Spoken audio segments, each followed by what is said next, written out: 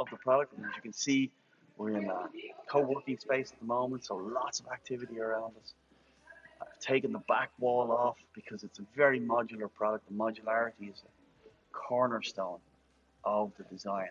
The modularity is allowing us right now, in times of coronavirus, to make modifications to the product that were built into its DNA.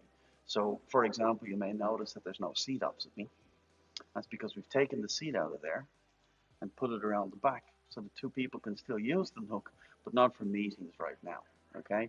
So for meetings, we have screens that you can put in place to protect us from each other and from our breath and what have you that might carry the virus, to allow us to still have meetings, which is very important. Nook is for bringing people together, but we can do it in such a way that's responsible in this challenging time. So with a couple of thumb screws, remove the seat opposite, put it behind us, and then we were able to allow it for a single person use for a period of time until the situation changes, and then you can change it again. So it can come with a complete back. That back could be whiteboard. It could be open like this, so you can still feel like you're part of the environment. You can see everything, but you're in a stepped out kind of space where you can self-regulate and feel like it's your little space for a period of time, which is very important when it comes to productivity. So some of the other aspects is, yeah, obviously it's got a roof, and that roof is shaped in a certain way to do two things. One is to obviously look and therefore feel like a home. We've lost our sense of space, sense of self in the workspace. Our desks have been taken away from us. Our cubicles, our offices are all gone.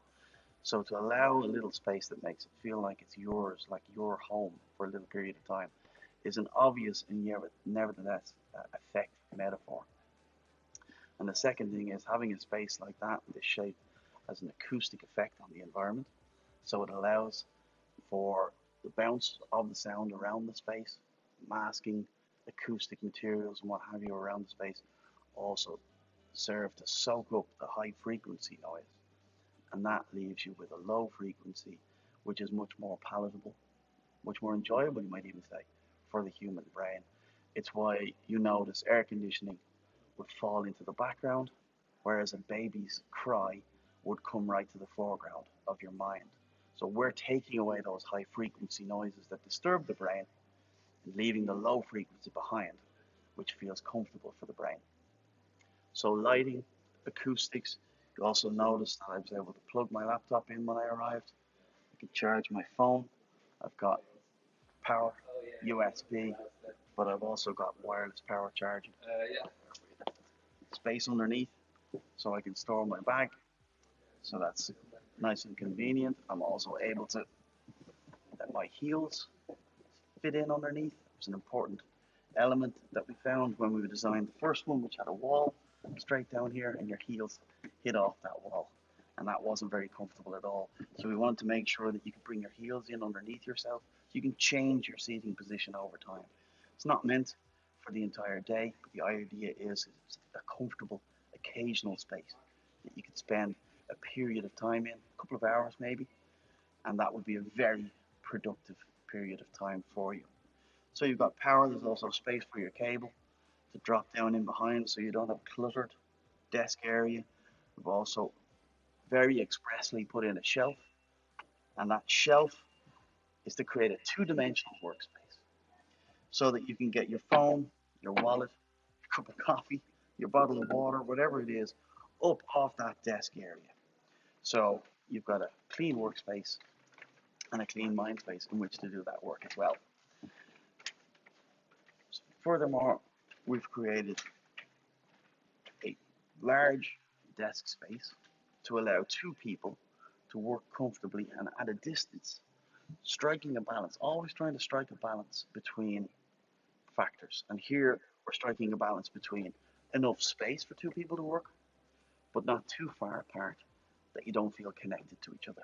Coming in here to sit down allows two people to feel like it's their space for a little period of time and that they are working together, and they can be productive together, but it's not putting you on top of each other. Generous proportions, left to right as well, so it's somewhere where you can indeed move around, that you can use it in different ways, apart from the modularity, just in the current form that it's in, you can sit in it a number of different ways. Yes, 4 people can squeeze in, but that's not really what this, let's say, dimension was designed for. This is meant to be a spacious 2-person pod.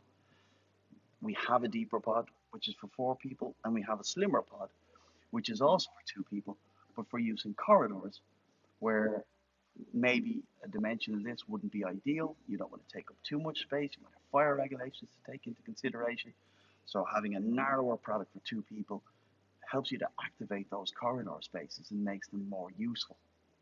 And that's a way to get extra use out of an office space. And that's one of the things we say too. This isn't just a retrofittable withdrawal space huddle pod.